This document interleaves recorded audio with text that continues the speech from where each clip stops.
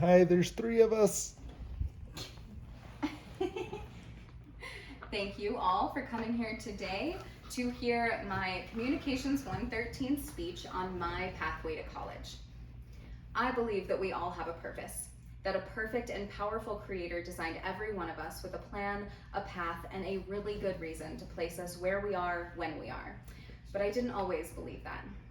If you've ever felt like your life doesn't have a purpose, listen up. It's an extremely human experience to feel lost, to lack direction, and to worry that your life isn't where it's supposed to be. To compare yourself to others, wonder if you should have checked off the same boxes that they already have. To look back on your path and see more failures than victories. To look at the future and feel unsure and overwhelmed. First of all, I'd like to let you know that you're not alone. We've all been there. I'm familiar with these feelings. In fact, there was a time in my life I was convinced my life had no purpose at all. I can't tell you how grateful I am that I realized I was wrong. Since that dark time, I have found my purpose. I found community through my church and in my hometown. I was given the grace to have an impact on the young lives in our cities, and I became a youth group leader. I draw from my own experience and help these students navigate their own path. My decision to re-enroll in college is just a small part of pursuing the purpose that I've found. Growing up in Elko, I always dreamt of a glamorous life.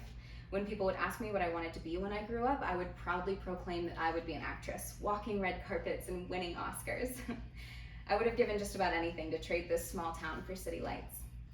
The first time that I gave college a try, I did just that. I left all this sagebrush in the dust and was California bound, finally on my way to live my LA dream. At the time, I was determined to make it in the movies and never look back. Those couple of years were a whirlwind. Having been an acting and film major, I was on many movie sets all the time. Disneyland was just a short Uber ride away, and the hottest tourist spots SoCal had to offer were just around the corner. The city was buzzing with busyness, and opportunities were a dime a dozen. I met my every expectation in LA, but one thing I never anticipated was how much I would miss my hometown. Back roads and blue skies are hard to come by in LA. For a place full of so many people, there was an unfortunate lack of actual community. After I dropped out of university and found my way back home, I saw Elko in a whole new light. This small town really is charming. I spent so much of my childhood eager to leave Elko, I took for granted all of the great things this town gave me. Family, camaraderie, togetherness. As a kid, church and school seemed so ordinary. Now, just a little older and wiser, my church family and the students here are what I stay here for. The only quality that LA lacked, Elko has in spades. The sense of community in this town makes all the difference in making it feel like home. My church, Living Stones Elko, has a saying, something that we call a core value, in the city for the city, similar to the famous quote by JFK, "Ask not what your country can do for you, but what you can do for your country."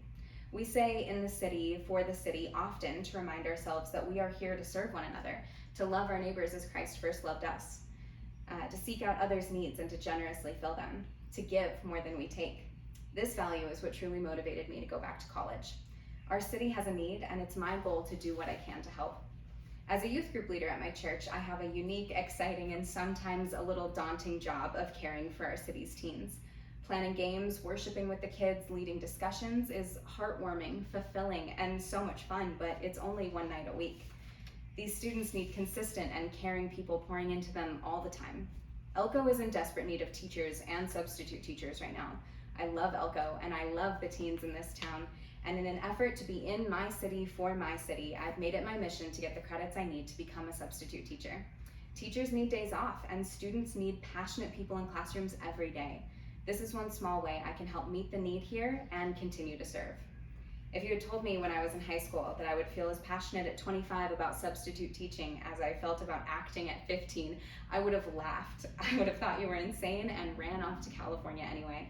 15-year-old me would have died on the hill that I was made to be an actress, that the purpose for my life began and ended with the entertainment industry.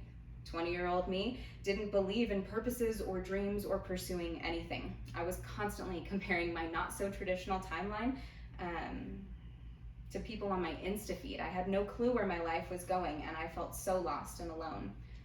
25-year-old me is grateful to have a purpose, a community, and the experience that got me here. I'm grateful to have gone through this journey of failures and victories of changing up the dream. Grateful to look towards the future, still a little unsure and a little overwhelmed, but confident that it will not be wasted. Thank you for listening to my Pathway to College. Nice.